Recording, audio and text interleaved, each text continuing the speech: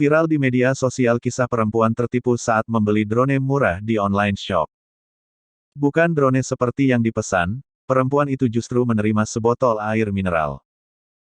Kisah viral itu diunggah oleh akun Instagram @ferawati3290, Jumat tanggal 28 Mei tahun 2021.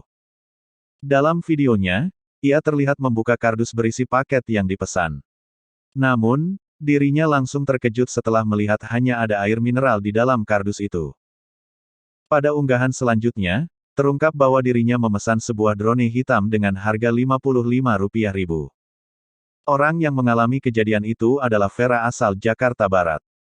Pada saat buka paket, di situ posisi masih ada kurir juga, ujarnya saat dihubungi Tribun News. Senin tanggal 31 Mei tahun 2021. Vera merasa dirugikan setelah membayar Rp62.000 untuk sebotol air mineral dan biaya ongkos kirim.